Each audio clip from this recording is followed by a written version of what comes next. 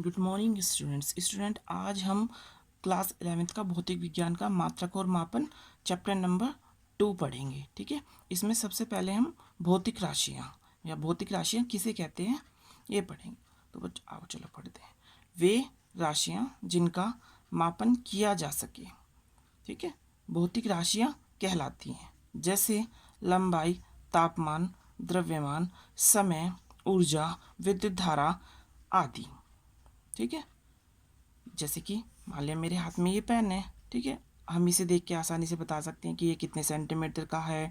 या फिर जैसे हम ये हमारा रूम है, मतलब कोई भी रूम है तो उसका टेम्परेचर हम इजीली बता सकते हैं कि वो उसमें कितने डिग्री सेल्सियस का है या कितना। जैसे कुछ भी हमारी चीज़ है तो, या फिर ये हमारे पास नोटबुक है तो हम इसका आसानी से वेट बता सकते हैं कि ये कितने ग्राम या कितने किलोग्राम की होगी।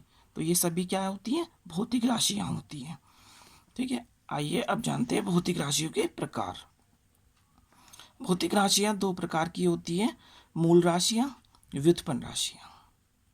ठीक है, तो सबसे पहले हम मूल राशियां पढ़ेंगे। मूल राशियां या फंडामेंटल क्वांटिटीज या आधार राशियां भी बोलते हैं इन्हें।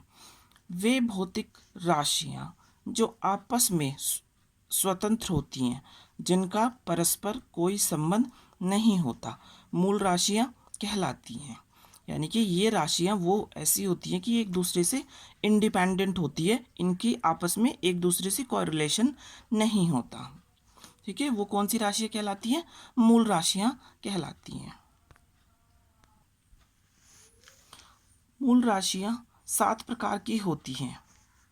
ठीक है, द्रव्यमान जिसको मास बोलते हैं, लंबाई जिसको लेंथ बोलते हैं, समय जिसको टाइम बोलते हैं, विद्युत धारा जिसे हम इलेक्ट्रिक करंट बोलते हैं, ताप जिसे टेम्परेचर बोलते हैं, ज्योति तीव्रता जिसे हम ल्यूमिनियस इंटेंसिटी बोलते हैं, और पदार्थ की मात्रा जिसे हम अमाउंट ऑफ सब्सटेंस बोलते हैं। ठीक है, तो स्वतंत्र कैसे होती हैं, चलो देखो। जैसे कि हम मान लिया हमारे पास ये पेन है, फिर से हम पेन का एग्जांपल ले रहे हैं।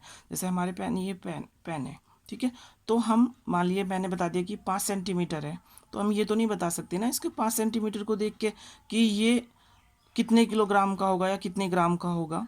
ठीक है, उसी तरीके से जैसे कि मान लिया ये कमरा है, ठीक है, कोई कमरा है, उसका टेम्परेचर 23 डिग्री सेल्सियस, तो उसको हम ये नहीं देख के बता सकते कि वो कितनी उसकी चौड़ाई है, कितनी उसकी लंबाई है। ठीक है, तो ये राशियां एक दूसरे से पूर्ण स्वतंत्र होती हैं। ठीक है, उन्हें कौन सी राशियां कहते हैं, मूल राशियां कहते हैं। अब आती हैं व्युत्पन्न राशियां। व्युत्पन्न राशियां वे राशियां जिन्हें व्यक्त करने के लिए अन्य भौतिक राशियों की आवश्यकता होती है। ठीक है, व्युत्पन्न राशियां कहलाती हैं। सभी भौतिक राशियां व्युत्पन्न राशियां होती हैं। ठीक है, इनको व्यक्त करने के लिए बच्चों सभी भौतिक राशियों की या अन्य भौतिक राशियों की आवश्यकता होती है। ठीक है, और जो सभी भौतिक राशियां होती हैं, जितनी भी क्वांटिटीज होती हैं, ये सभी क्या होती हैं, सभी भौतिक राशियां होती हैं। ठीक है, आगे बढ़ते हैं। मापन, मेजरमेंट, किसी निश्चित मानक से भौतिक राशि की तुलना करना मापन कहलाता है। ठीक है, जो मान ले पीछे जितनी भी भौतिक राशियां थी, तापमान, लंबाई, दाब, ताप इत्यादि को हमें मेज़र करने के लिए किसी ना किसी निश्चित मानक की आवश्यकता होती है। जैसे भाई हमारी लंबाई है, ठीक है, तो लंबाई को मेज़र करने के लिए हम क्या क्या यूज़ करते हैं अधिकतर, इंची टेप हुआ या फीता हुआ, इस तरीके से। तो हमारा, या फिर हम डॉक्टर के पास जाते हैं तो डॉक्टर किससे, थर्मामीटर की सहायता से हमारा टेम्परेचर चेक करता है, तो वो हमारे होते हैं निश्चित मानक। ठीक है, अब आते हैं मात्रक। मापन के लिए बनाए गए मानक को मात्रक कहते हैं। ठीक है, जो मेजरमेंट करते हैं, जो मानक होता है, ठीक है, उसी को क्या कहते हैं, मात्रक कहते हैं। जैसे लंबाई 15 मीटर, ठीक है, तो 15 मीटर जो लंबाई हुई वो हमारी मूल राशियाँ हुई है, और जो मीटर एम, तो यहाँ पे ये क्या हुआ, मात्रक हुआ। लेकिन हमने किससे मेज़र किया, इंची टेप से, ठीक है, तो या फिर फीते से, तो वो हमारा क्या हुआ, मानक हुआ। ठीक है बच्चों, उसके बाद आता है आंकिक मान। यह एक ऐसी संख्या होती है जो यह बताती है कि मात्रक को कितनी बार सम्मिलित किया गया है। ठीक है, यानी कि वो एक नंबर होता है जो हमें ये दिखाता है या बताता है कि मात्रक इसमें कितनी बार आया है। ठीक है, जैसे कि द्रव्यमान। द्रव्यमान मान लिया 10 किलोग्राम है, तो इसमें जो 10 है वो आंकिक मान है यानी न्यूमेरिकल वैल्यूज है, और 1 केजी यानी कि जो इसका मात्रक है, यानी कि इसमें 1 केजी भार 10 बार सम्मिलित हुआ है।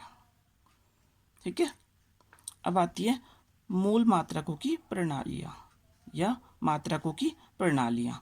सामान्यतः मापन के लिए मात्रकों की विभिन्न प्रणालियाँ होती हैं, जो कि जैसे कि लंबाई, द्रव्यमान, समय आदि मात्रकों पर आधारित होती हैं। CGS प्रणाली, MKS प्रणाली, FPS प्रणाली, इनका हम विस्तार से अध्ययन अगली क्लास में करेंगे। ठीक है बच्चों।